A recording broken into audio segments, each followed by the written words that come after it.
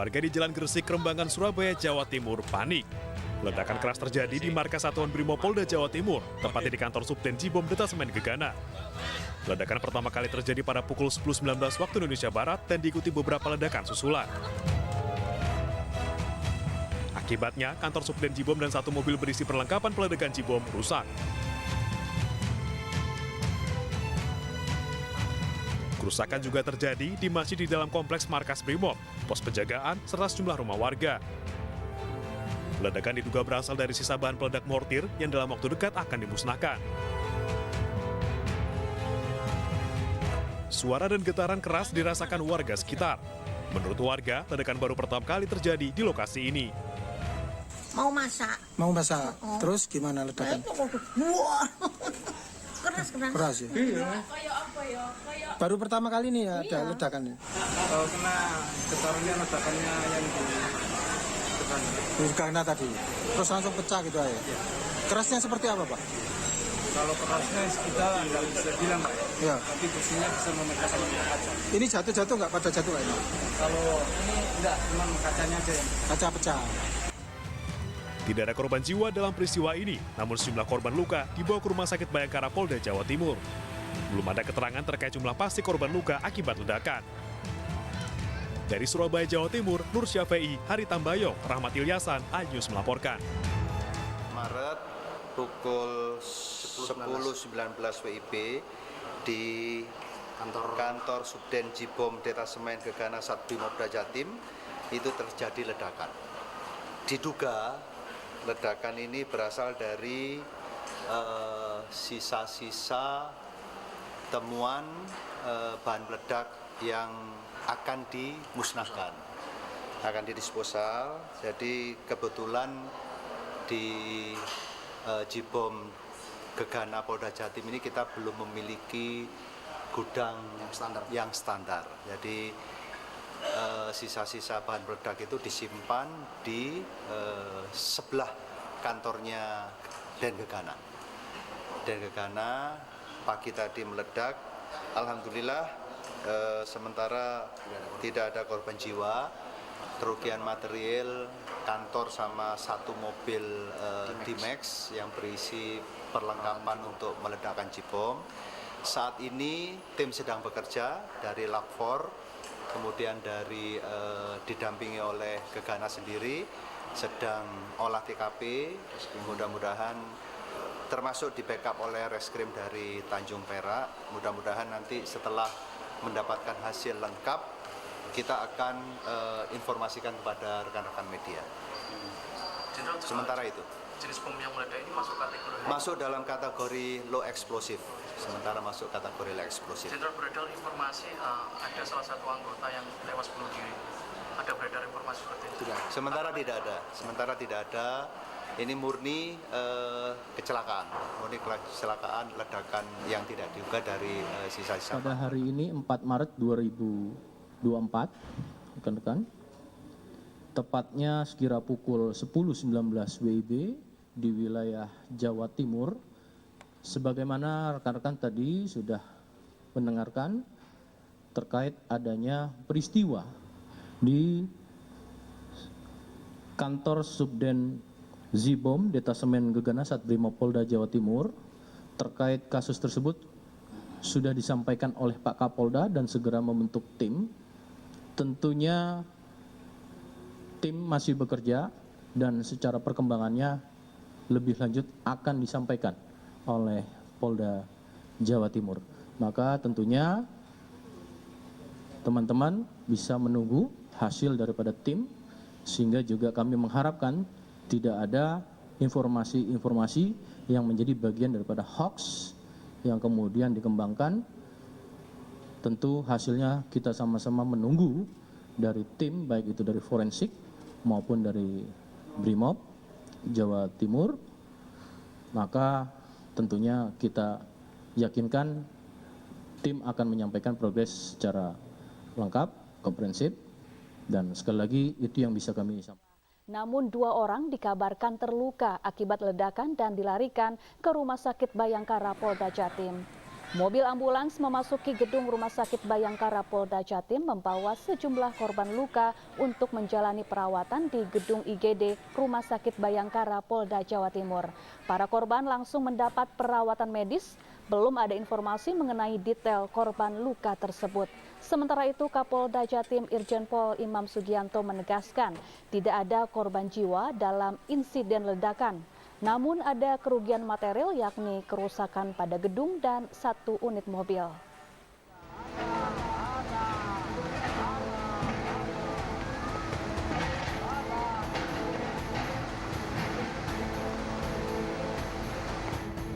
Dari video amatir warga, sebuah alat berat hanyut terbawa arus di Sungai Keruh, Desa Gembong, Kanang Serang, Kabupaten Pekalongan, Jawa Tengah.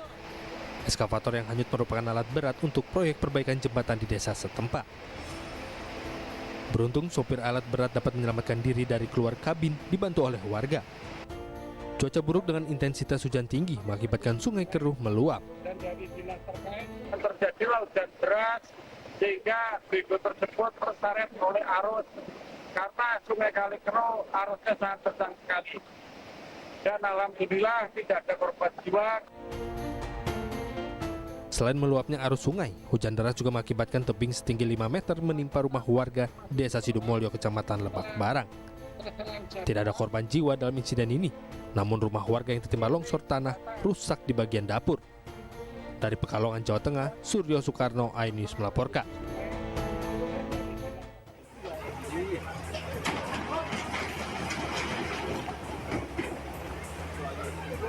Beginilah kondisi rumah-rumah yang hancur dikarenakan pergeseran tanah yang disebabkan tanah longsor terjadi di Desa Tundagan, Watukumpul, Pemalang, Jawa Tengah.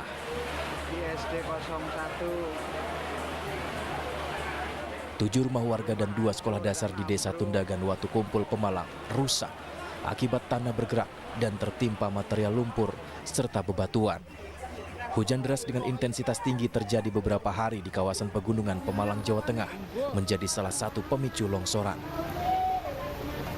Terjadi longsor yang menimpa 9 rumah, hilang total 7 rumah rusak berat, 3 rumah rusak ringan, dan ada beberapa rumah rusak terdampak, dan ada 1 sekolah dasar. Dan ini di lokasi kejadian Dusun Sirungge, Desa Tundagan, dan ada sekitar 113 pengungsi. Dan inilah lokasinya di Desa Tundagan, Dusun Sirungge. Kami atau pihak desa taruh di Kondisi rumah-rumah yang hancur dan pergeseran tanah yang masih terjadi membuat puluhan warga mengungsi di kantor Kepala Desa Tundagan. Dari Pemalang, Jawa Tengah, Suryono Soekarno, iNews melaporkan.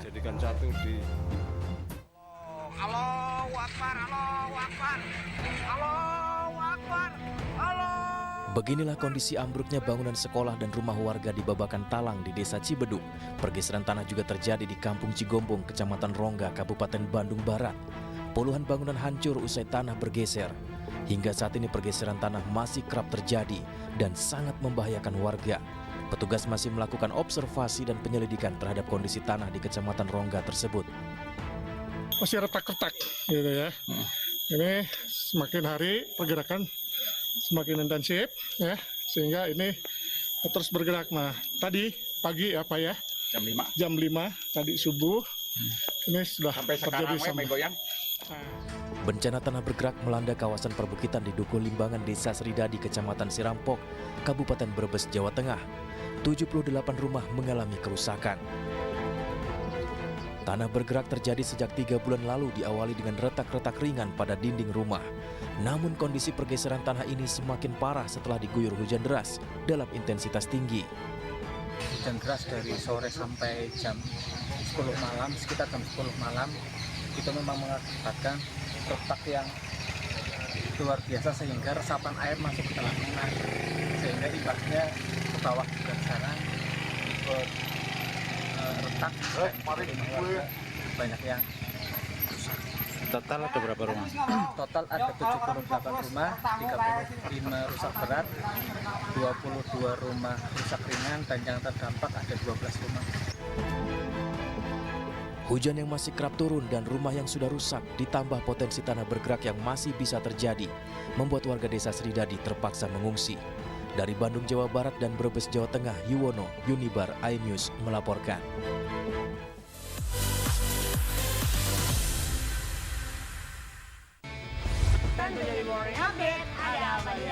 Hadir menemani pagi Anda dengan sajian informasi unik dan menarik. Wallaby hutan yang merupakan hewan asli Papua Nugini. Dari Jepang disebut sebagai kare raisu. Menghadirkan bintang tamu yang menginspirasi. Campuran apa ini? Ini lemon. Oh, lemon. Iya. Kita peras, itu harus dipotongin dengan dekat bagian mata. Kalau nggak Morning dipotongin, Update, Senin sampai Jumat pukul 7 pagi di iNews.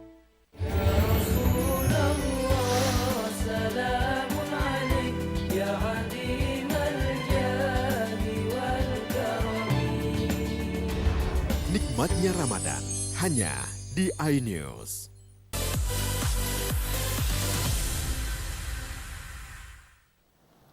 Senin pagi tadi Presiden Jokowi bertolak ke Melbourne, Australia guna menghadiri konferensi tingkat tinggi atau KTT khusus ASEAN Australia. KTT digelar untuk merayakan 50 tahun kemitraan ASEAN dan Australia. Selama di Australia, Presiden Jokowi mendorong kerjasama di berbagai bidang, salah satunya kerjasama dalam pembangunan IKN dan penghormatan hukum internasional dalam isu Palestina.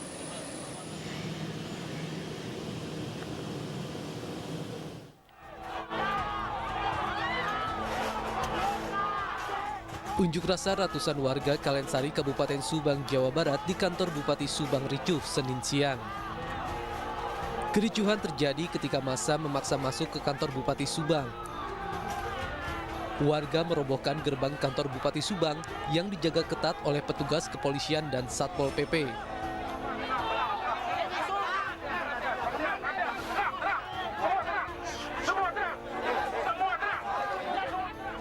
Unjuk rasa dilakukan karena warga kesal dengan ulah kepala desa Kalensari yang sering menginap di rumah seorang wanita yang bukan istrinya.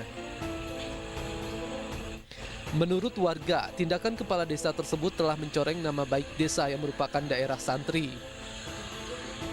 Warga menuntut agar kepala desa tersebut diturunkan dari jabatannya. Nggak masuk ke ranah hukum.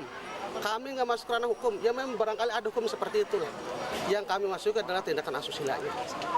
Dan ini adalah sebuah perbuatan kemungkaran. Dan kemungkaran harus kita hentikan. Apalagi dilakukan sebagai public figure. Yang kami khawatir karena jadi budaya.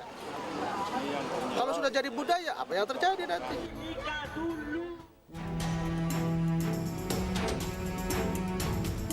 Sekelompok masyarakat yang mengatasnamakan Tim Pembela Demokrasi Indonesia kembali melaporkan sejumlah dugaan pelanggaran pemilu ke Bareskrim Polri. Kali ini TPDI mengajak pakar telematika Roy Suryo dan sejumlah bukti-bukti lainnya. Adapun dugaan pelanggaran pemilu yang dilaporkan antara lain masalah perangkat lunak atau software, langkah-langkah tidak wajar dalam penyelenggaraan pemilu, keterangan tidak sesuai fakta, penyebaran hoax, hingga penyalahgunaan anggaran. Saya akan menjelaskan bukti-bukti apa yang ada, yang itu memperkuat bahwa bukan hanya soal kecurangan, tapi juga ada tindakan melawan hukum, yang itu jelas. Dan itu ranahnya ada di Bareskrim, ranahnya bukan kepada Gakumdu atau apa ya. Nah, jadi itu yang saya bawa. Jadi hari ini saya diajak langsung untuk menjelaskan kepada tim yang nanti akan menerima. Nah, nanti mungkin kesempatan berikutnya baru kemudian diungkap bukti-bukti. TPDI dan Roy Suryo kemudian menjelaskan secara teknis terkait dugaan pelanggaran pemilu beserta sejumlah bukti kepada penyidik Bareskrim Polri. Dari Jakarta, Galuh Pandu, Andri Setiawan, Rizky Solehudin, iNews melaporkan.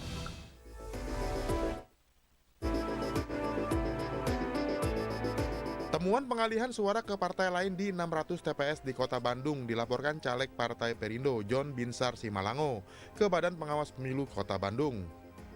Dugaan pengalihan suara dengan sistem parkir terdeteksi pada tanggal 16 hingga 20 Februari pada aplikasi Sirekap. Berdasarkan temuan ini, Partai Perindo mendorong Bawaslu bersama KPU untuk melakukan pengecekan histori atau log data untuk memastikan alur perubahan data. Kurang lebih 4.500 total suara yang diparkirkan di partai tertentu. Ya, pada hari yang sama jam 23.00 itu sudah berpindah semua. Ya, jadi saya mengatakan ini suara parkir karena memang ada kesengajaan. Sepertinya dugaan kita itu suara diparkirkan lalu dipindahkan ke mereka-mereka yang dalam hal ini bermain di dalam. Laporan juga disertai lampiran bukti-bukti agar temuan ini dapat segera diproses dan ditindaklanjuti oleh Bawaslu dan KPU. Dari Bandung, Jawa Barat, Mujib Prayitno, iNews melaporkan.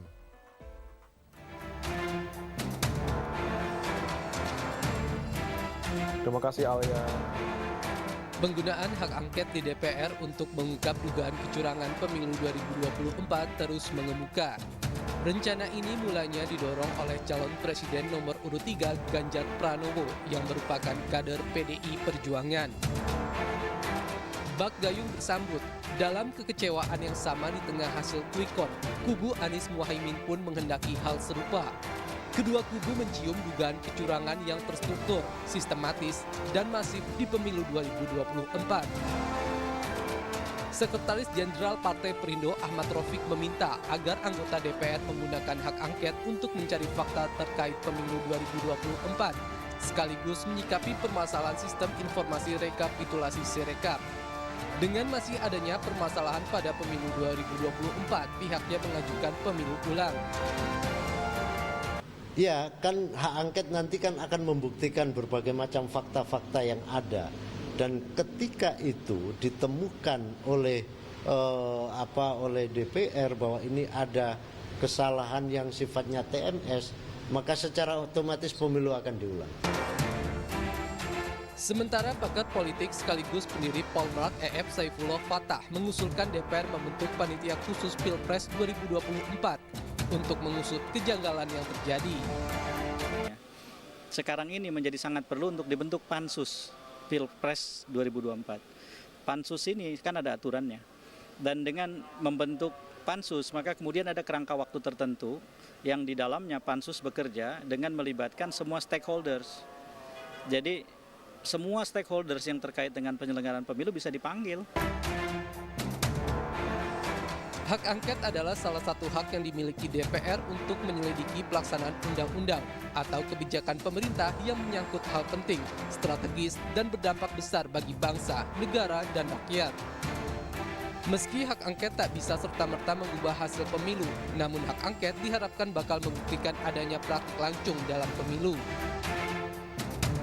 Mengacu pada Undang-Undang Nomor 17 Tahun 2014 tentang MD3, hak angket harus diusulkan paling sedikit oleh 25 anggota DPR dan lebih dari satu fraksi. Hak angket soal kecurangan pemilu harus diperjelas tujuannya, jangan sekedar alat tawar politik. Dan yang menjadi catatan hingga kini, kecil kemungkinan bisa mengubah hasil pemilu yang proses rekapitulasi perhitungan suara nasionalnya sudah berlangsung di atas 60%. Dari Jakarta, Ismalia, Rizky Iqbal, Andri Setiawan, dan Irian Syahwahyudi, iNews melaporkan.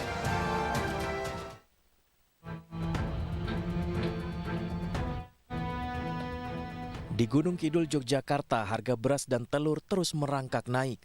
Kenaikan paling signifikan terjadi pada beras yang sejak akhir tahun 2023 terus melonjak. Harga beras kualitas paling rendah yang semula dari harga Rp10.000 kini mencapai Rp17.000. Sedangkan beras kualitas baik kenaikan terjadi mulai harga Rp14.000, saat ini menembus Rp20.000. Tidak hanya beras, telur juga naik 30% dibanding harga normal. Bila sebelumnya harga 1 kg telur sebesar Rp25.000, kini naik tajam menjadi Rp32.000 per kilogram.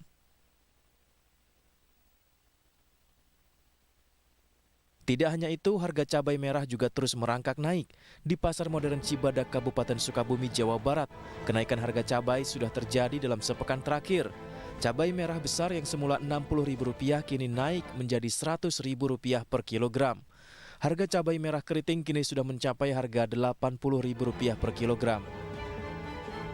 Kan saya catering, jadi berasa banget gitu, gimana ngambil keuntungannya ya, gitu. Apalagi kan sehari-hari harus selalu ada sambal, tanpa sambal nggak enak tuh makan. Sementara itu, Presiden Joko Widodo pastikan harga pangan terutama beras akan terus menurun, lantaran panen raya diperkirakan terjadi bulan Maret hingga bulan April mendatang. Ini mau lebaran, sehingga persiapan mengenai ketersediaan utamanya bahan pokok itu menjadi sangat penting.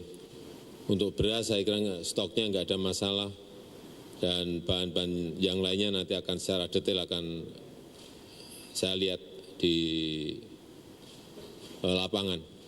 Tapi di beberapa pasar coba dilihat sekali lagi, dilihat mengenai beras. di Pasar Cipinang atau di Pasar Johar di Kerawang sudah mulai turun, dan kita harapkan karena panen raya ini akan di lapangan mulai panen, dan panen raya segera mungkin dalam 1 bulan ke depan akan terjadi, saya kira harga itu akan turun banyak. Gabah juga saya mendapatkan informasi di lapangan sudah turun, tetapi juga turunnya jangan drastis karena petani juga perlu diberikan ruang keuntungan. Kenaikan harga beras tercatat terjadi di 37 provinsi di Indonesia. Meski harga beras tinggi, namun pemerintah memastikan persediaan beras nasional aman. Tim Liputan iNews melaporkan.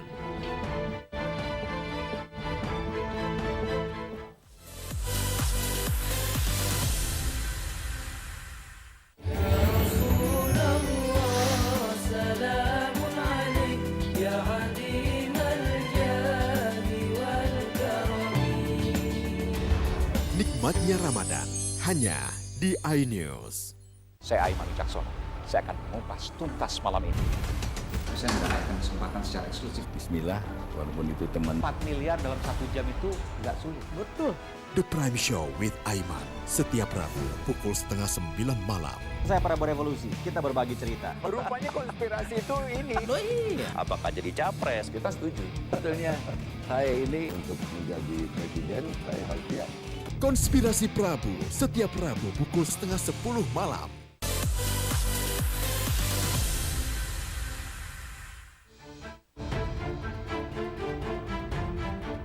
Israel kembali merilis serangan udaranya yang menghantam bagian barat Khan Yunis, Gaza. Israel mengklaim menargetkan infrastruktur Hamas, namun serangan juga menewaskan warga sipil.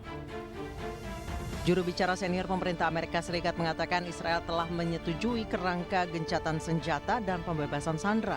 Namun di sisi lain Israel justru mengintensifkan serangan di sejumlah wilayah, bahkan membom warga yang sedang mengerubungi truk bantuan yang masuk.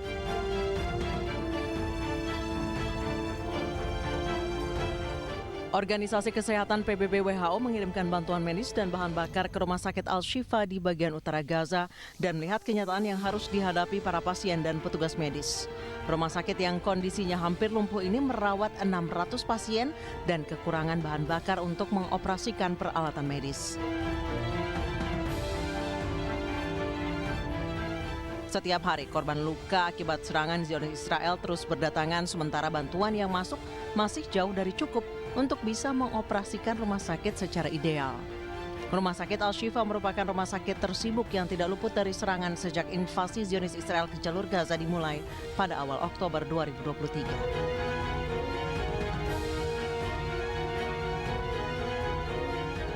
بحاجة إلى الكثير والكثير حتى نستطيع أن نشتغل بالطريقة الصحيحة في مجمع الشفاء الطبي. لازلنا نحتاج إلى الكثير من الوفود ليطلعوا على حجم المعاناة في مستشفى الشفاء الطبي بسبب الكثير من الإصابات والتي يتم التعامل معها يوميا بشكل صعب بسبب قلة الموارد، قلة الطواقم الطبية، قلة الإمكانات. كمثال نحن يعني نشغل قسم الأشعة يومين في الأسبوع ولحاجة إلى يوميا نشغل قسم الكلى يومين في الأسبوع بسبب إيش؟ قلة السولار وقلة الإمكانيات. الطواقم الطبية لا نستطيع أن تأتي كل يوم بسبب موضوع عدم وجود مواصلات لها، بسبب أنه مشغولة في أهلها. هذه الأمور نعاني منها بشكل يومي.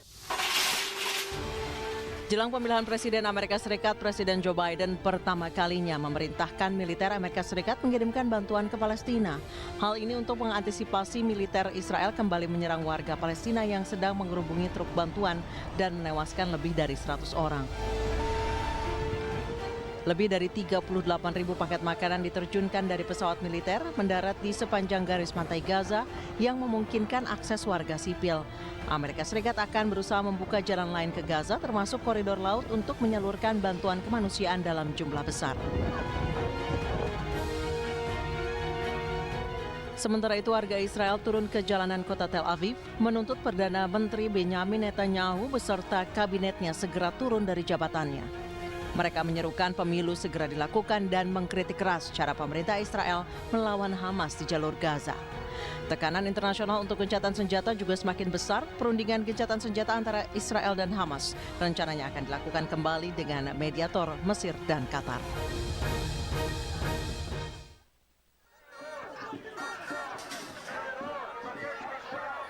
Sambil membawa bendera Israel dan meneriakkan slogan-slogan anti pemerintah, para demonstran menuntut pengunduran diri kabinet dan diadakannya pemilu baru. Salah satu pendemo berbaring di tanah dan menolak diangkat meski telah didatangi polisi. Bentrokan pun tidak terhindari. Polisi Israel menangkap para pendemo yang menolak untuk dibubarkan. Para pengunjuk rasa juga menuntut pembebasan sandera yang ditahan di Gaza dan mengecam pemerintah atas cara-cara mereka menangani perang Israel-Hamas. Israel with Bibi now behaves exactly like Germany in the 30s. And I think that my position is to show the world that the world should stop it. Because from inside, I guess it doesn't work. I'm against the government which behaves like the worst fascist that ever be. They studied everything that Germany did to us. We are doing now to the Palestinians. And the only thing that I can do is demonstrate. I'm also working about bringing Bibi and Gallant and Gantz to Hague. Seorang pejabat senior Amerika Serikat pada hari Sabtu mengatakan Israel pada dasarnya mendukung kerangka usulan gencatan senjata di Gaza dan kesepakatan pembebasan sandera. Dia menambahkan sekarang tergantung pada kelompok pejuang Hamas untuk menyetujuinya. Proposal tersebut mencakup gencatan senjata selama 6 minggu di Gaza serta pembebasan sandera yang dianggap rentan oleh Hamas. Ini termasuk orang sakit, orang yang terluka, lanjut usia, dan kaum perempuan.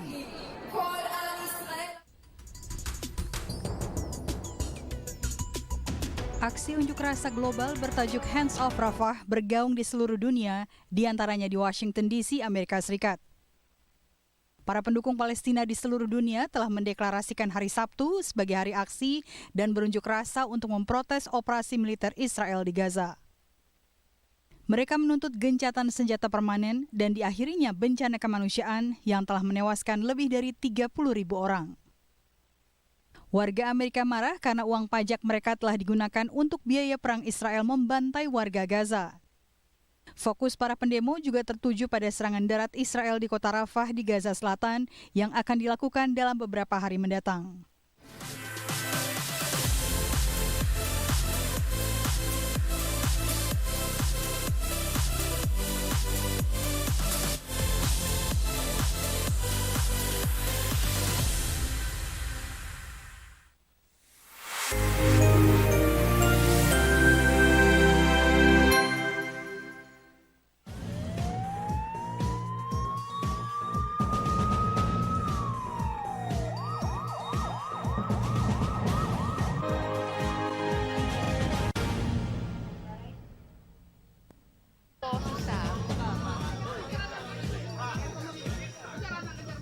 Asal motor pakai knalpot brong tetangga ditembak.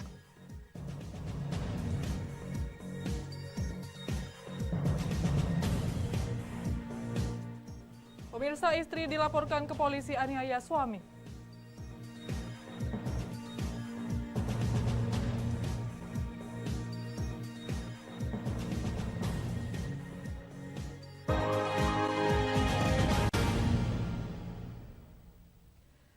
Selamat pagi, apa kabar pemirsa? Senang sekali saya dapat menemani Anda untuk menyampaikan berita kriminal dan peristiwa yang terjadi di Sumatera Selatan dan sekitarnya dalam program Borgol.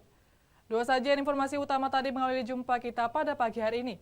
Beragam informasi kriminal lainnya telah kami siapkan untuk Anda bersama saya, Berlia Indriani. Inilah Borgol selengkapnya.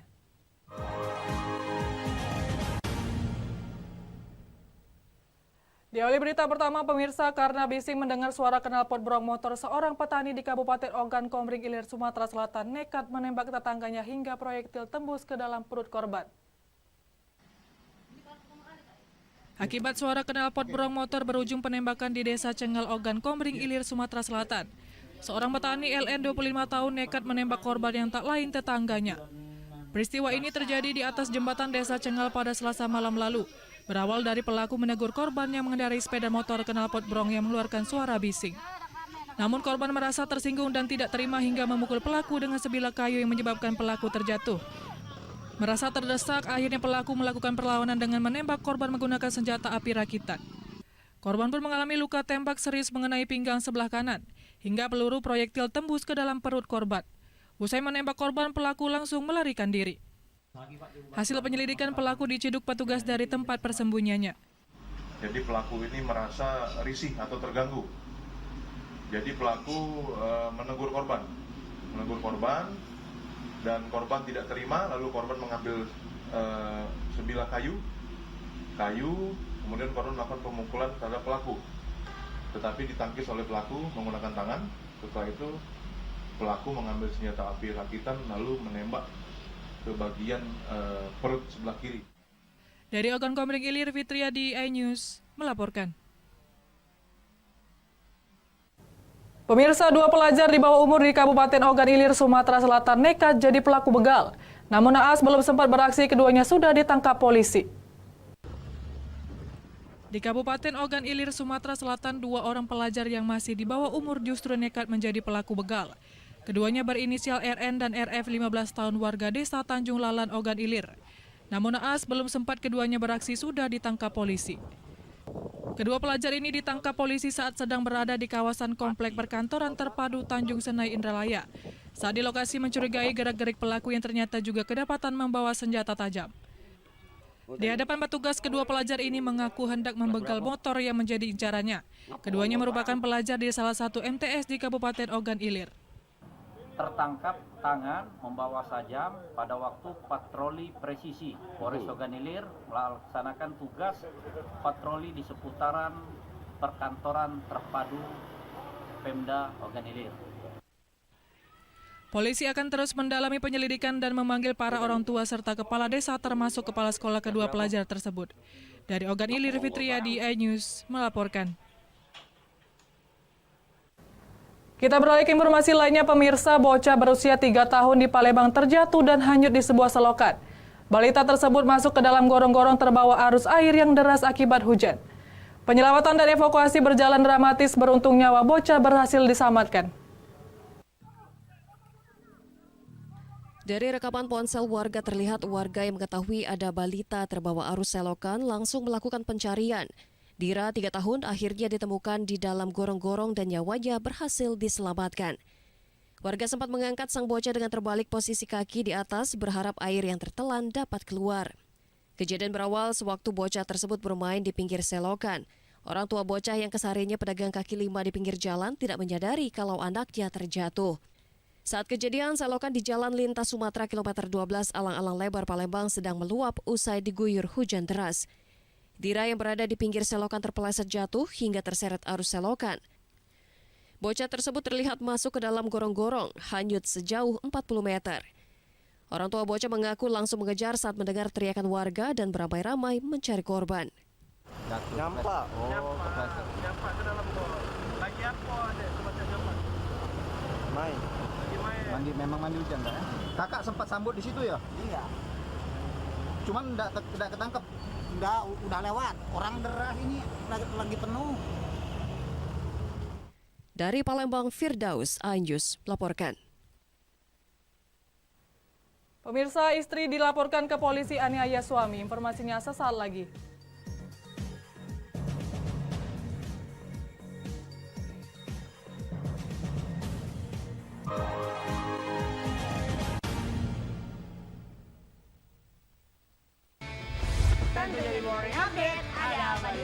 Hadir menemani pagi Anda dengan sajian informasi unik dan menarik. Walabi hutan yang merupakan hewan asli Papua Nugini. Dari Jepang disebut sebagai kare raisu. Menghadirkan bintang tamu yang menginspirasi. Campuran apa ini? Ini lemon. Oh, lemon. Iya. Kita peras, itu harus dipotongin dengan dekat bagian mata. Kalau nggak Morning Update, Senin sampai Jumat pukul 7 pagi di iNews. Hai, namaku Grini. Negrini mau ajak teman-teman untuk menjaga bumi kita tercinta dari kerusakan.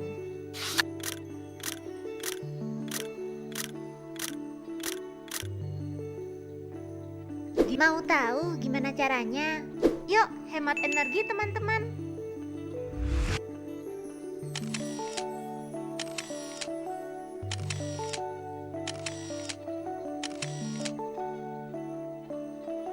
Kurangi penggunaan plastik sekali pakai. Terus mainan kita kalau udah nggak dipakai, sumbang ke teman lain yang membutuhkan. Bisa kan teman-teman? Yuk kita selamatkan bumi dari kerusakan untuk masa depan kita teman-teman.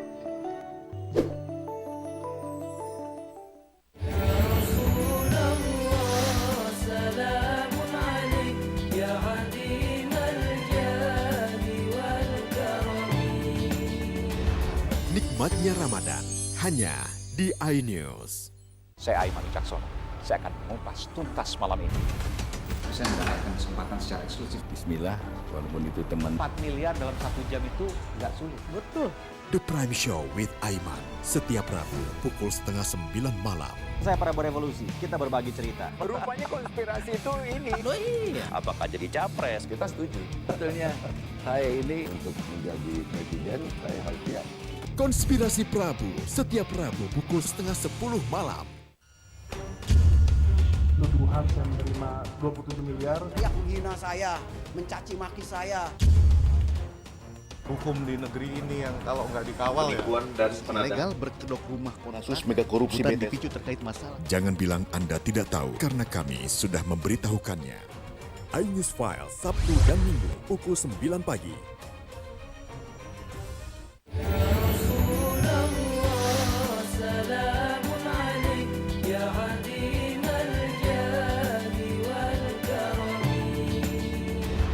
Nikmatnya Ramadan hanya di iNews. Update informasi terlengkap menuju prime time berkualitas bersama iNews. Selamat sore pemirsa. Tindas oleh mobil tersangka. Memanggil mentan untuk dimintai. Coba memadamkan api. iNews sore setiap hari. Sore pemirsa, kita berjumpa di iNewsroom. Warga Pangandaran Jadikan panggung orasi. umur capres dan cawapres. Yang paling jangkau dan sangat. iNewsroom setiap Senin sampai Jumat. Kita di iNews Prime. Masa dari komunitas Menjaga Bikiang. Akan bahwa secara normal betul-betul duduk berada di Bandung, Jawa Barat. Memiliki komunitas. kepanjangan. iNews Prime setiap Senin sampai Jumat. Inilah iNews Malam mengevakuasi korban mas yang salah sasaran. Disertai asap hitam. Bicara pada menit ke-6 di Riau berjalan aman. CIC memberikan tarif promo. iNews Malam setiap hari. Hanya di iNews.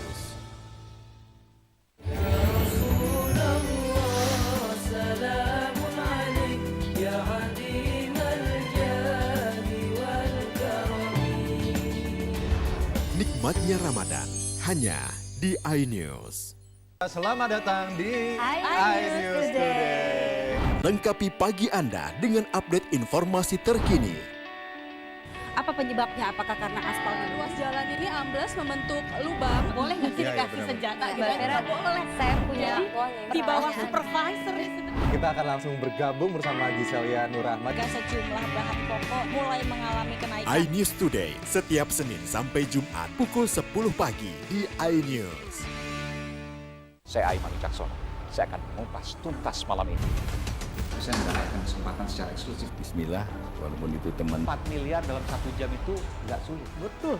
The Prime Show with Aiman setiap Rabu pukul 8:30 malam. Saya Prabowo Revolusi, kita berbagi cerita. Rupanya konspirasi itu ini. Oh iya. Apakah jadi capres? Kita setuju. Sebetulnya saya ini untuk menjadi presiden, saya harus siap. Konspirasi Prabu setiap Rabu pukul 9:30 malam.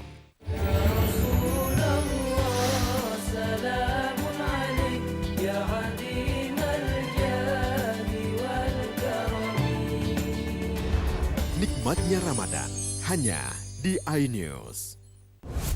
Kompilasi seputar keunikan, keajaiban, dan hal-hal menarik di berbagai belahan dunia Suku Sentinel dipercaya berasal dari Afrika yang bermigrasi ke pulau itu sejak 60.000 tahun yang lalu. Seperti apa sejarah kelam dari tragedi tenggelamnya kapal Titanic? Lantas siapa tokoh di balik anime yang legendaris? OMG, setiap hari pukul 8 malam, hanya di iNews.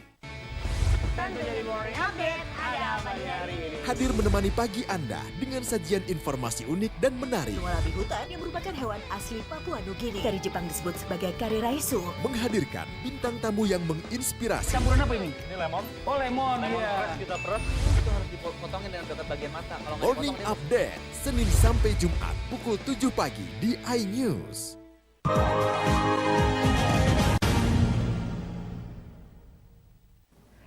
Anda masih bersama kami di Berita Kriminal Borgol. Ketahuan selingkuh seorang suami di Palembang dianiaya istrinya. Korban dianiaya menggunakan sebilah besi sehingga korban mengalami luka lebam di bagian kepala. Tak terima telah dianiaya istrinya, Irawansyah melaporkan JW ke Sentral Pelayanan Kepolisian Terpadu Polrestabes Palembang. Di hadapan petugas, korban mengatakan kalau dirinya telah menjadi korban penganiayaan oleh terlapor JW. Menurut keterangan korban, awalnya terlapor memarahi korban yang ketahuan berselingkuh dengan wanita lain di rumahnya di kawasan Talang Jambe, Palembang. Korban yang tak terima dimarahi terlapor kemudian membalasnya hingga terjadi cekcok mulut. Saat terjadi keributan, terlapor kemudian mengambil besi ranjang dan memukulkannya kepada korban yang mengakibatkan korban mengalami luka lebam di kepala. Itu kan belum keluar, ya, masih istri. Masih istri. Nah, terus ngoceh-ngoceh? Ya itulah lain, itulah jadi yang ribut tadi sih kan. Ah, besi itu diambil terlapor tuh dari mana? Dari ranjang gitu. Oh, besi ranjang. Besi ranjang. Di bagian mana gitu tuh? Ya di kepala ya kan. Ya masuk di sini kan nonyol. Laporan korban telah diterima petugas tengah dalam penyelidikan. Dari Palembang, Muhammad David, iNews melaporkan. Sementara itu, pemirsa, BPOM sidak 28 klinik kecantikan di Palembang, serta menyita 26 item dan 424 pieces produk tanpa izin edar. Produk yang disita akan dilakukan pemusnahan dan untuk pemiliknya telah berikan peringatan, sementara kasusnya akan diteruskan ke ranah hukum. Menjamurnya klinik kecantikan saat ini berimbas banyaknya produk yang dijual tanpa memenuhi persyaratan. Produk ini dapat mengganggu kesehatan kulit jika digunakan.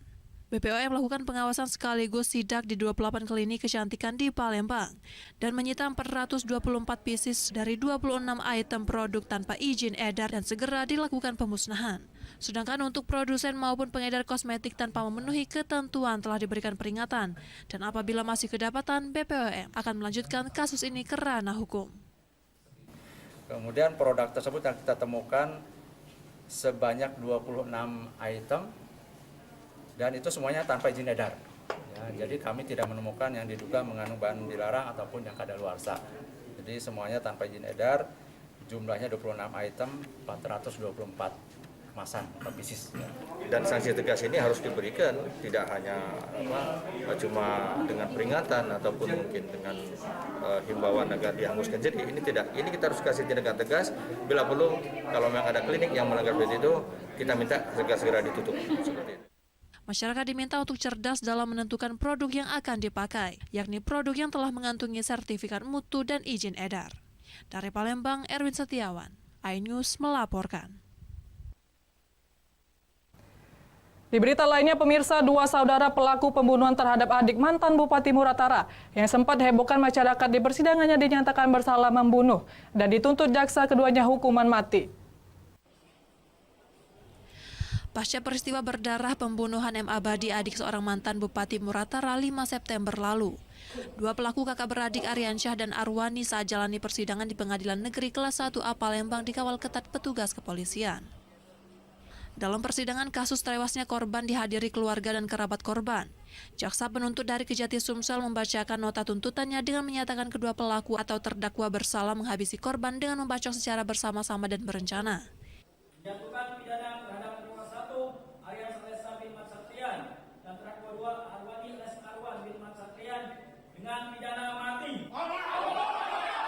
Penasehat hukum kedua terdakwa menyatakan akan melakukan pembelaan karena menurutnya jaksa menuntut mati terhadap kedua terdakwa unsurnya belum terpenuhi dan terkesan dipaksakan. Advokat daripada atau pembunuhan daripada tersangka akan melakukan upaya pembelaan. Menurut analisa kami bahwa terhadap kasus ini terlalu dipaksakan ke pasal 340 karena unsurnya menurut kami belum terpenuhi. Selanjutnya persidangan ditunda majelis hakim hingga pekan depan. Dari Palembang, Guntur, iNews melaporkan. Kala pemilu masa blokir Jalin Sum, informasinya setelah pariwara berikut.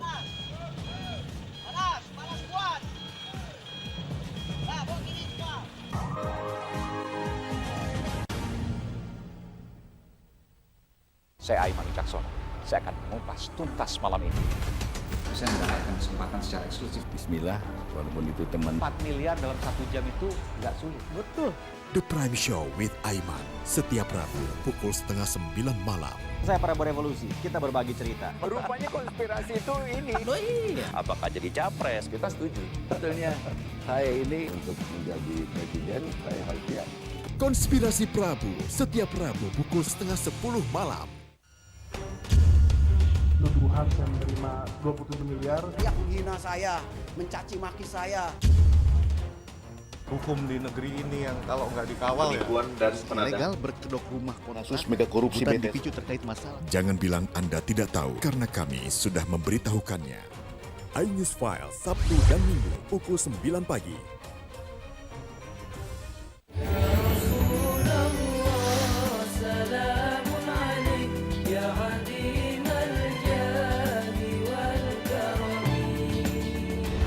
Nikmatnya Ramadan, hanya di iNews. Menyoroti kecurangan. PTS ini bukan soal korupsi. Itu ditemukan, itu fakta yang ditemukan di lapangan. Menyuarakan keadilan. Melarikan diri melalui sungai. Wilayah tidak tersentuh oleh negara. Laporan mendalam dan eksklusif. Saya akan tunjukkan kepada Anda. Mario Dandi, rebutan perempuan, gimana Ken? AB Plus, setiap Minggu pukul 8 pagi di iNews. Selamat datang di iNews Today. Lengkapi pagi Anda dengan update informasi terkini. Apa penyebabnya? Apakah karena aspal ruas jalan ini amblas membentuk lubang? Boleh nggak sih dikasih senjata gitu? Nggak boleh. Saya punya di bawah supervisor. Kita akan langsung bergabung bersama Giselia Nurrahmat. Sejumlah bahan pokok mulai mengalami kenaikan. iNews Today, setiap Senin sampai Jumat pukul 10 pagi di iNews.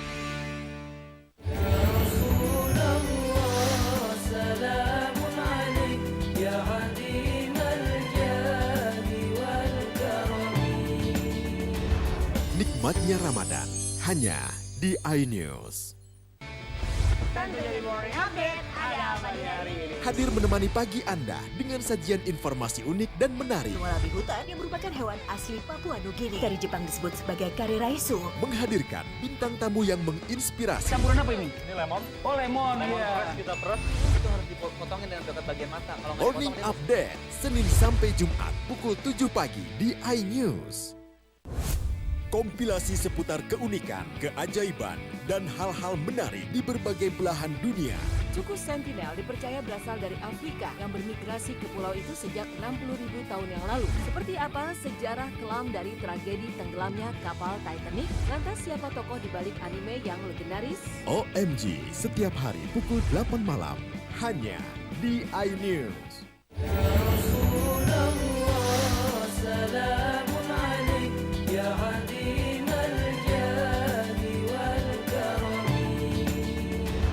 Nikmatnya Ramadan, hanya di iNews. Hai, namaku Grini. Grini mau ajak teman-teman untuk menjaga bumi kita tercinta dari kerusakan.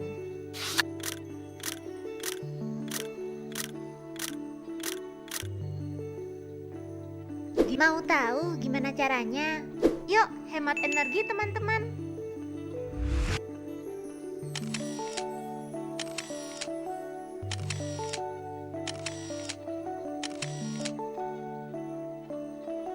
Kurangi penggunaan plastik sekali pakai. Terus mainan kita kalau udah nggak dipakai, sumbang ke teman lain yang membutuhkan. Bisa kan teman-teman? Yuk kita selamatkan bumi dari kerusakan untuk masa depan kita teman-teman.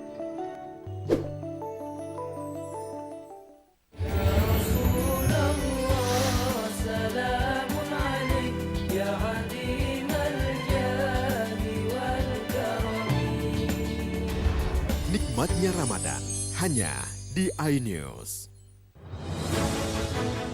Update informasi terlengkap menuju prime time berkualitas bersama iNews. Selamat sore pemirsa. Tindas oleh mobil tersangka. Memanggil mentan untuk dimintai. Coba memadamkan api. iNews sore setiap hari. Sore pemirsa, kita berjumpa di iNewsroom. Warga Palestina Jadikan panggung orasi.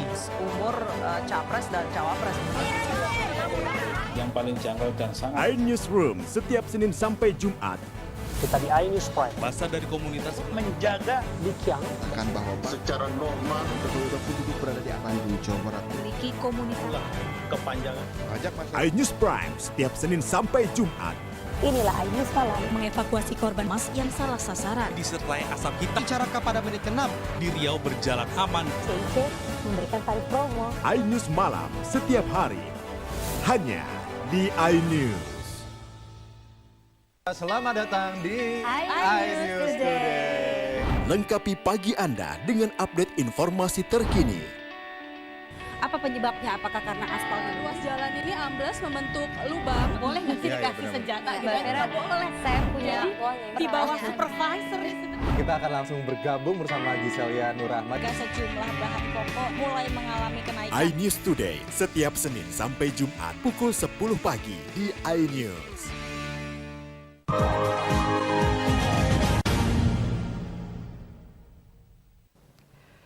Anda masih bersama kami di Berita Kriminal Borgol. Warga Palembang digegerkan kemunculan seekor buaya berukuran besar muncul di perairan Sungai Musi. Bahayanya lagi buaya tersebut mendekati pemukiman warga. Inilah video viral yang direkam warga saat seekor buaya berukuran 6 meter ini muncul di perairan Sungai Musi.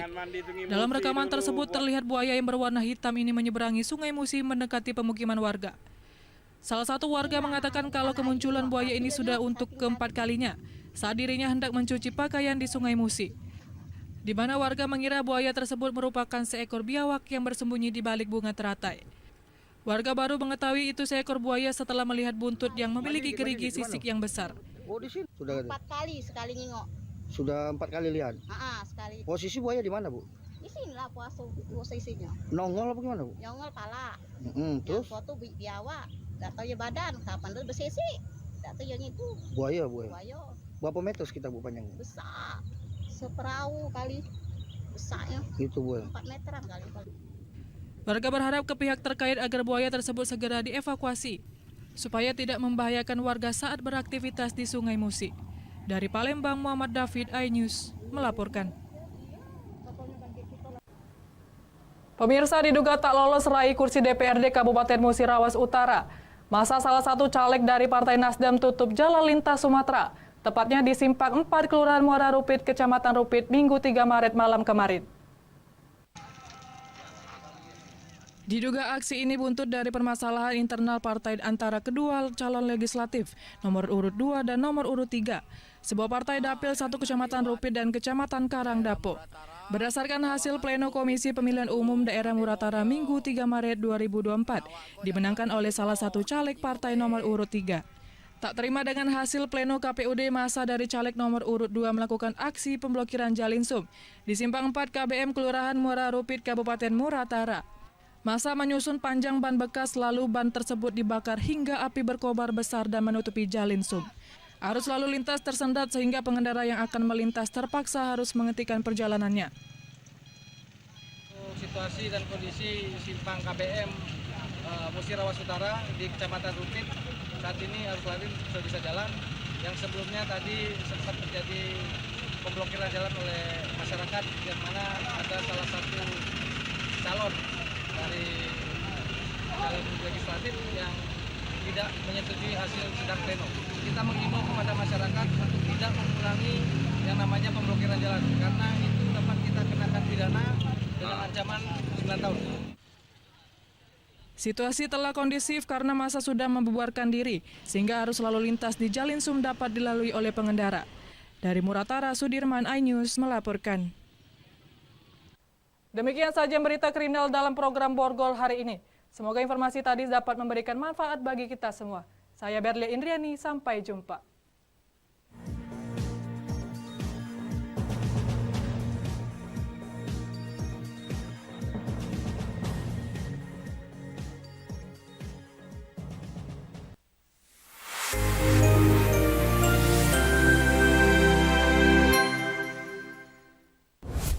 Kompilasi seputar keunikan, keajaiban, dan hal-hal menarik di berbagai belahan dunia.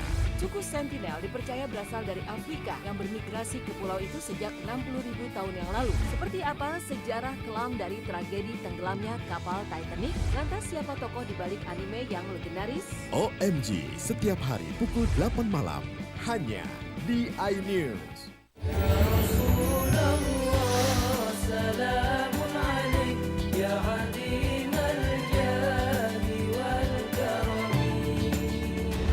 Nikmatnya Ramadan, hanya di iNews.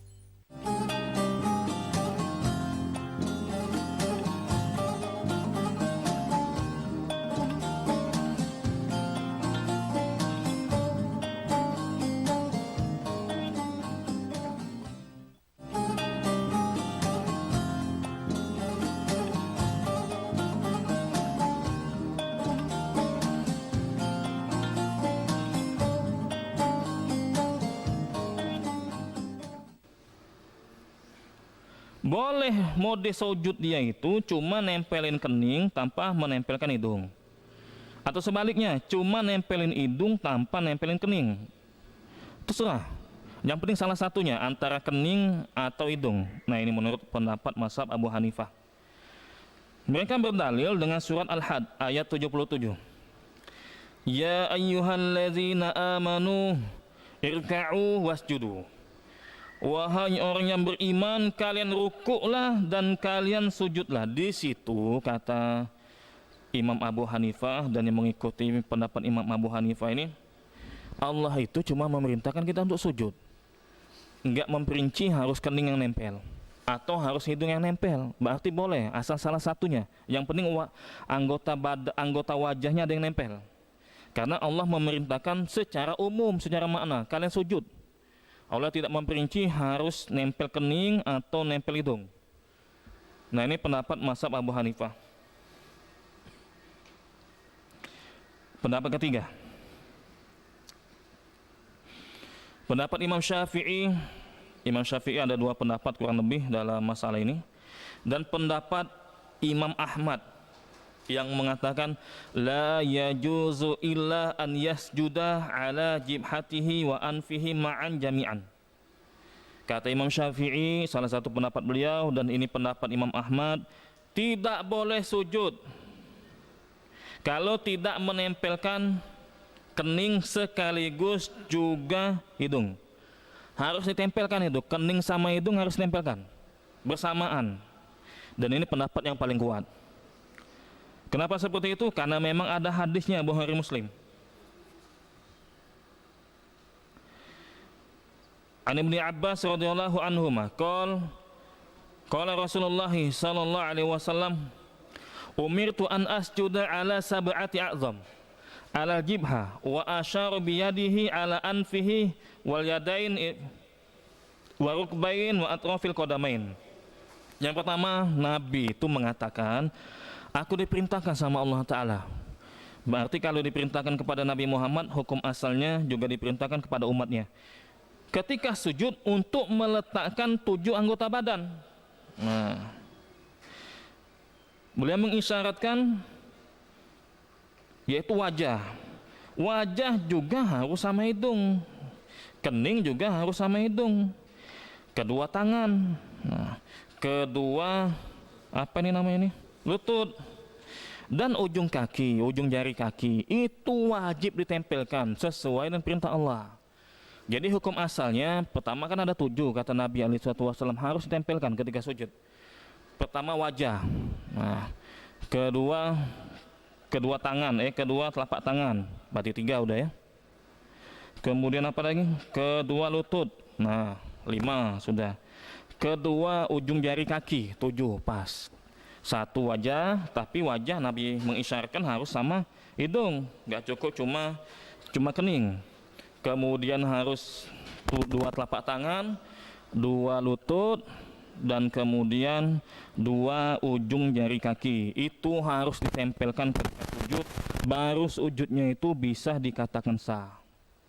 Dan pernah kejadian Rasul SAW benar-benar sujud dengan menempelkan kening dan hidung. Pernah Nabi kayak gitu. Ada hadisnya. Hadis Bukhari Muslim. Dari Abu Sa'id Al-Khudri radhiyallahu anhu qala fa shalla bina Rasulullah sallallahu alaihi wasallam hatta ra'aitu asaratin wal ma ala jibhatihi ala jibhati Rasulillah sallallahu alaihi wasallam wa arnabatihi. Kata Abu Sa'id Al-Khudri, aku pernah sholat bareng Nabi alaihi wasallam. Dan ketika selesai, aku ngelihat ada bekas tanah dan bekas air. Di zaman dulu masjid, mungkin hujan bercampur becek. Apa dia itu ya? Nah, berarti dia ngangkat kaki. Sujud ngangkat kaki. Ada tuh. Dia sujud, kepalanya ditempelin, kedua tangannya dia tempeli. Tapi masalahnya ujung jari kakinya diangkat sama dia karena ngikutin game. Itu viral zaman dulu, mungkin Ramadan sebelumnya itu.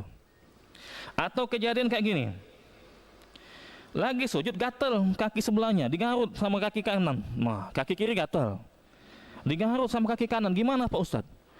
Kan kata Rasul SAW, Allah itu memerintahkan harus 7-7-nya nempel. Nah, tapi kalau gatel gimana? Kalau gatel gimana? Apakah masih dianggap sah sholatnya? Umpamanya dia sujud sambil garuk.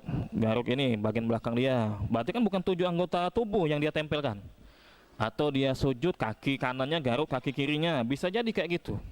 Nah, ternyata ini dibahas sama ulama. Mengingat syaratnya itu harus 7-7-nya ditempelkan anggota badan itu ya. Ulama menjelaskan kayak gini. Wa amma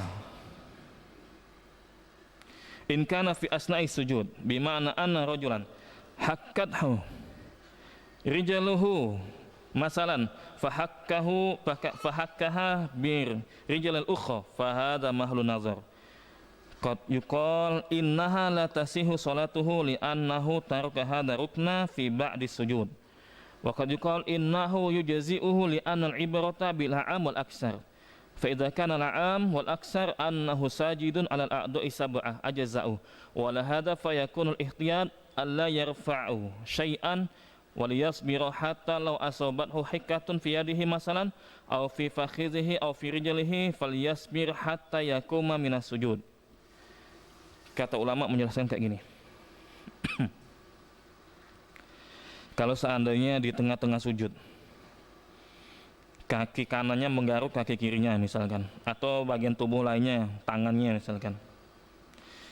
Ini kan secara asal syaratnya tidak terpenuhi, kan harus setuju sesuai dengan perintah yang Allah perintahkan kepada Nabi Muhammad dan kepada umatnya. Kalau dia ngangkat tangan berarti 6 yang sujud. Kalau dia ngangkat kaki kiri berarti 6 juga. Ada ulama mengatakan nggak sah, sebagian ulama mengatakan nggak sah. Kenapa sebagian ulama mengatakan nggak sah? Karena tidak terpenuhi syarat. Nah, tapi ada lagi ulama mengatakan sah kayak gitu. Tergantung dilihat kondisinya. Kalau dia ngangkat tangannya atau ngangkat kakinya cuma sebentar misalkan, dia sujudnya itu 20 detik katakanlah sujudnya.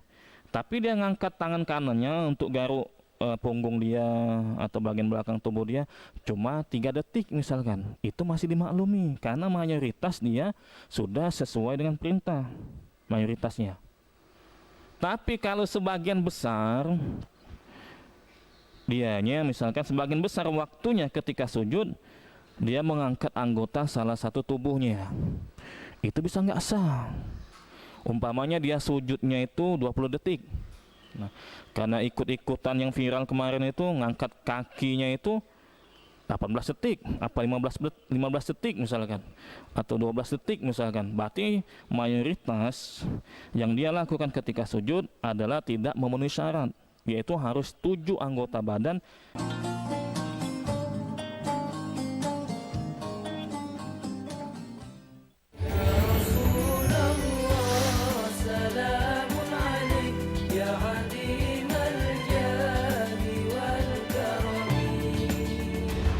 Nikmatnya Ramadan hanya di iNews. Kompilasi seputar keunikan, keajaiban, dan hal-hal menarik di berbagai belahan dunia.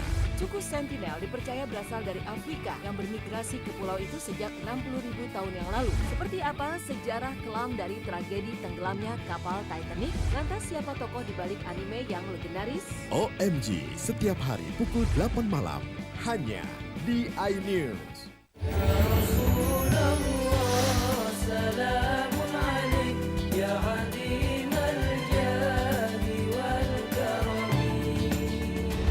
Nikmatnya Ramadan hanya di iNews.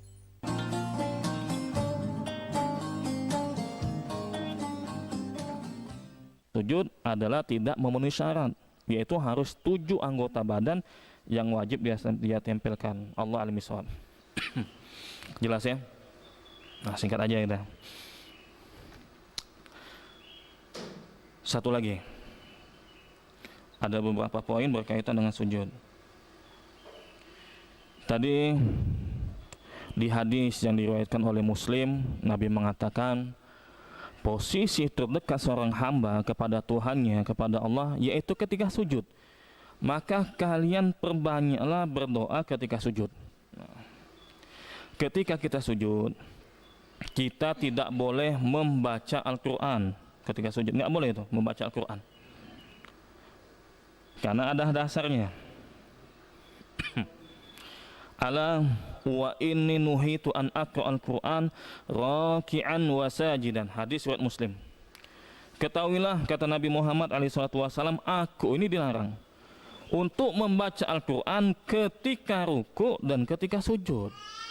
Nah, gimana Pak Ustadz? Kadang-kadang kita baca doa dari ayat Al-Quran. Rabbana atina fid dunya hasanah, misalkan gitu ya. Rabbana atina fid dunya hasanah wa fil akhirati hasanah wa qina adzabannar. Ini kan ayat ini. Sedangkan kata Nabi SAW enggak boleh baca ayat Al-Quran ketika sujud. Tapi itu kandungan maknanya doa. Boleh enggak kita kayak gitu? Kata ulama, sebagian ulama mengatakan itu masih dibolehkan, dengan syarat saat itu dia itu meniatkan dirinya itu sedang berdoa, bukan sedang baca Al-Quran. Kalau niat dia saat itu membaca Al-Quran, membaca ayat Al-Quran untuk berdoa, berarti dia dianggap berdoa. Tapi kalau niat dia baca ayat Al-Quran untuk memang baca ayat Al-Quran, misalkan mau nunggu imam baca dulu ayat misalkan, nah ini yang nggak boleh, tergantung niatnya. Karena kata Rasulullah SAW, innamal a'malu binniyat wa innama likulli imri'in ma nawa.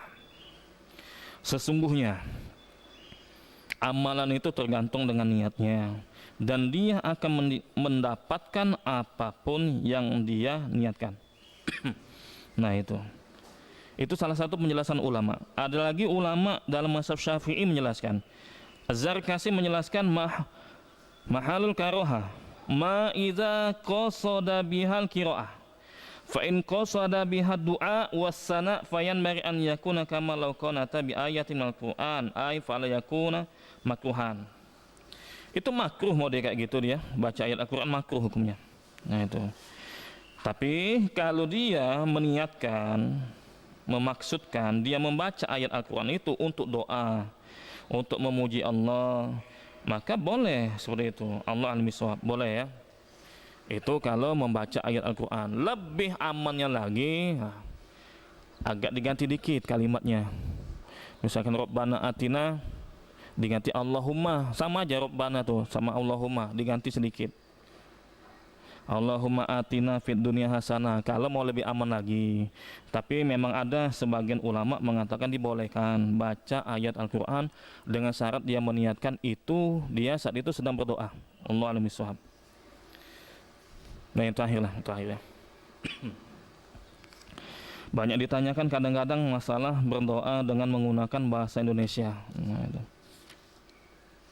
Berdoa dengan menggunakan bahasa Indonesia, sebagian ulama mengatakan dibolehkan. Kenapa dibolehkan? Karena Nabi hanya memerintahkan kita untuk memperbanyak berdoa ketika sujud tanpa membuat aturan apakah harus pakai bahasa Arab atau tidak boleh pakai bahasa Arab. Umum itu perintah Nabi, fa'aksirud doa, kata Nabi SAW, perbanyaklah berdoa ketika sujud. Itu alasan pertama. Alasan kedua, salah satu contohnya misalkan ketika tasyahud akhir, Nabi memerintahkan summa yatakhayyaru minal mas'alati masya'ah.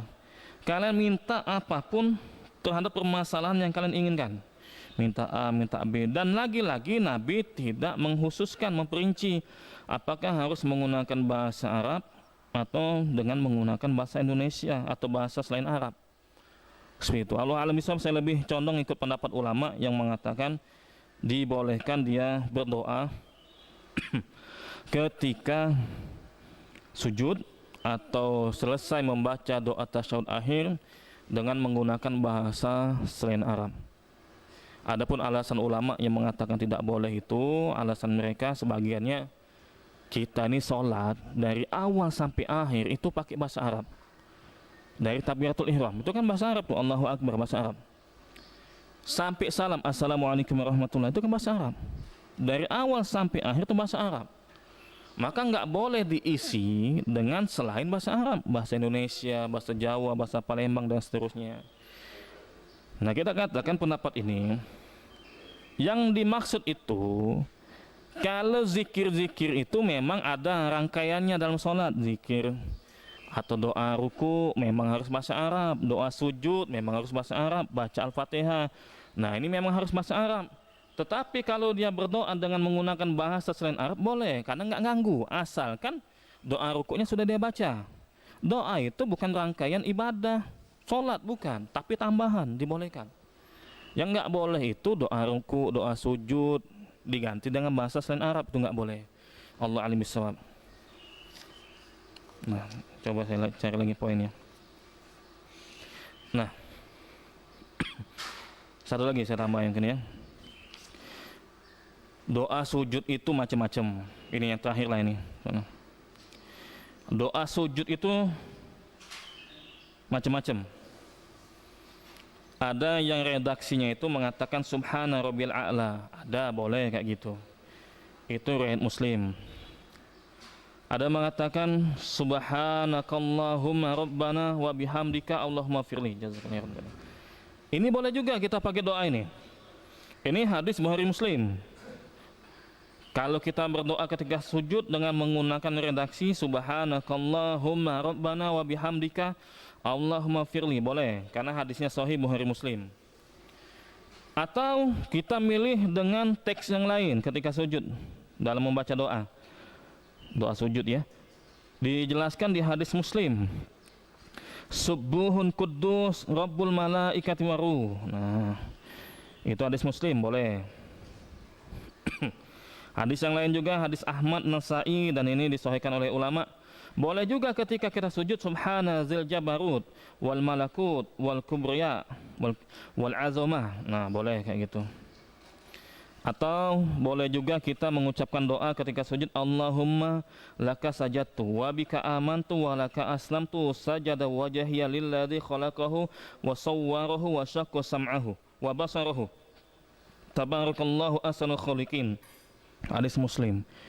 Itu boleh. Berarti kurang lebih yang saya catat ini ada 5 macam-macam doa sujud.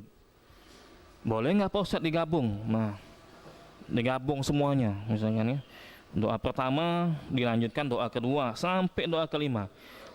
Nah itu ya. Kalau menurut Imam Nawawi dibolehkan. Menurut Imam Nawawi ya, dalam mazhab Syafi'i itu dianjurkan. Asal syaratnya tidak memberatkan jemaah. Nah lamunnya imamnya ini. Ternyata dia membaca variasi doa ketika sujud. Kalau tidak memberatkan jemaah silakan. Gitu. Yang jelas dalam mazhab dalam pendapatnya Imam Nawawi, mazhab Syafi'i, dibolehkan menggabungkan berbagai macam doa ketika sujud. Allah a'lam bishawab.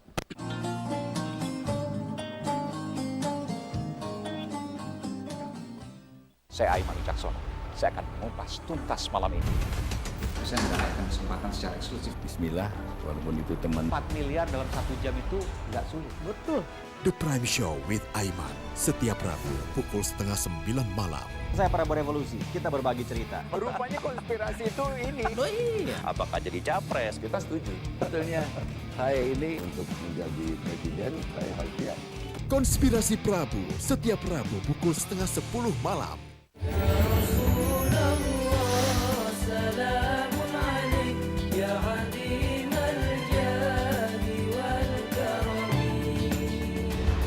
Nikmatnya Ramadan hanya di iNews.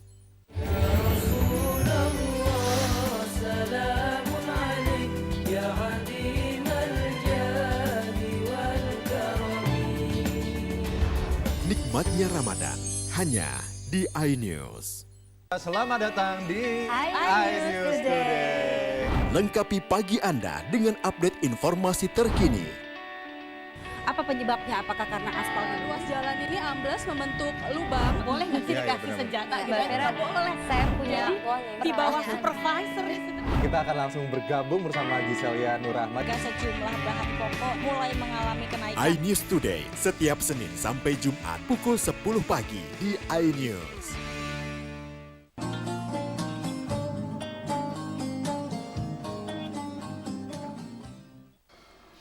Nah, tadi kan syaratnya seperti itu. Kita ini sujud itu dalam sehari berapa kali? Alhamdulillah dikasih hidayah untuk sujud. Ada tata cara sujud yang maksimal pahalanya ada, yang sempurna ada itu. Walaupun itu sunnah hukumnya, gitu ya. Sebagian sunnah hukumnya memang.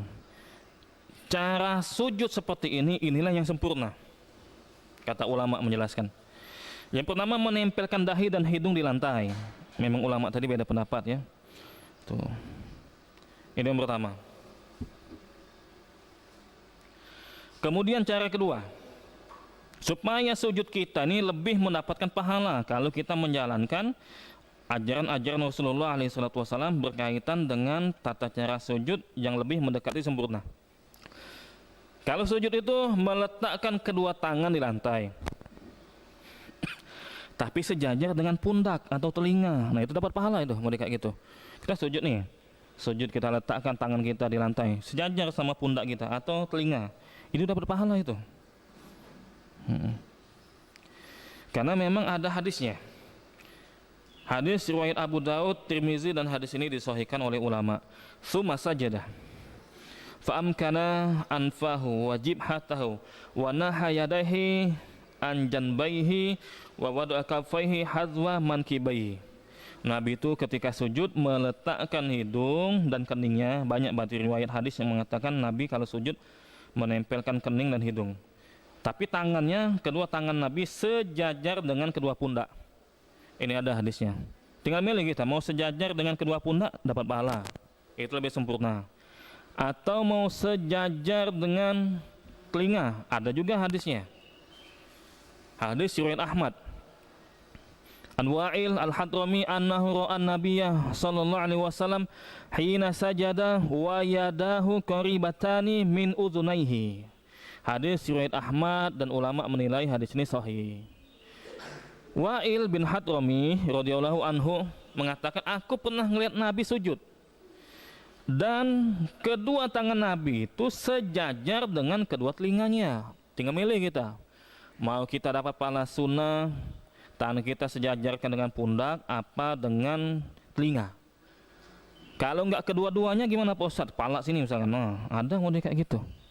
Sah tetap. Asal ditempelin, kedua telapak tangan tempelin, hidung sama kening tempelin, kedua lutut tempelin, kedua ujung jari kaki tempelin. Tapi kalau mau dapat pahala lebih, letakkanlah tangan kita ketika sujud sejajar dengan pundak atau telinga kita. Lebih dari itu, nah kayak gini misalkan, masih sah, Bapak, masih sah. Itu ya masih sah.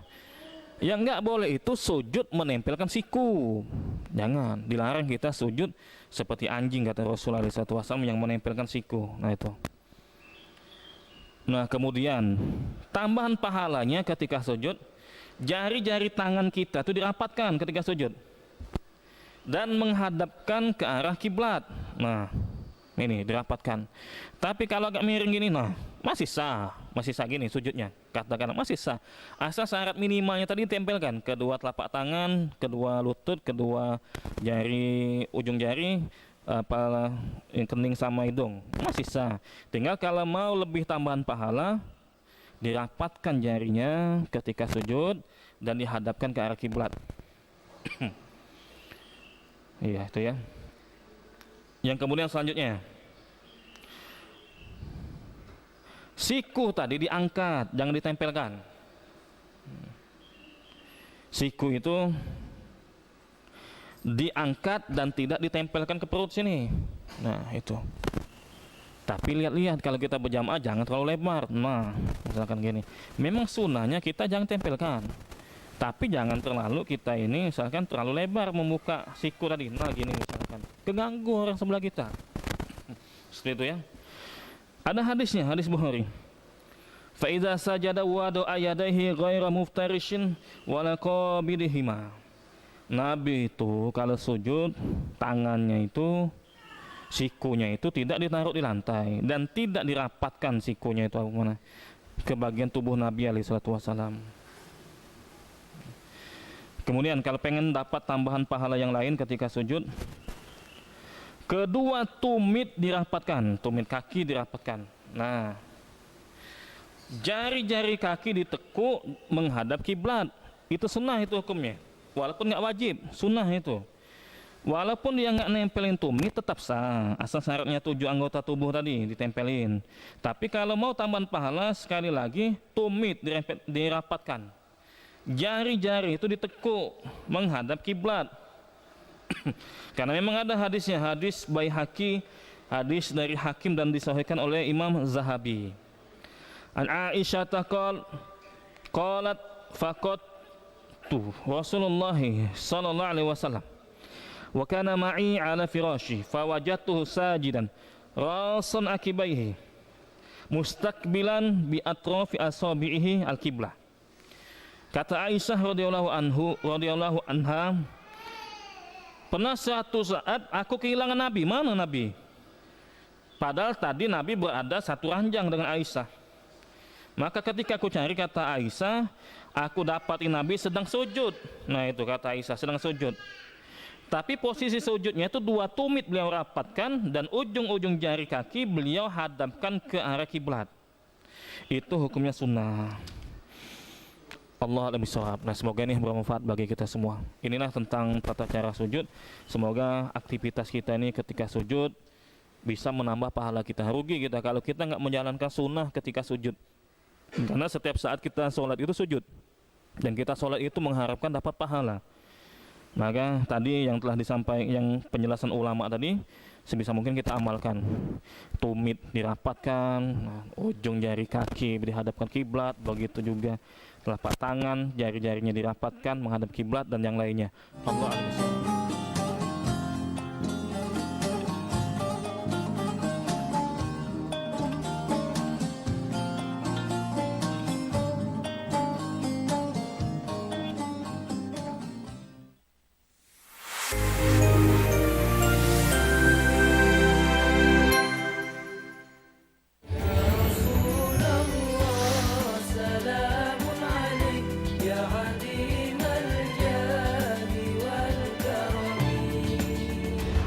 Nikmatnya Ramadan hanya di iNews.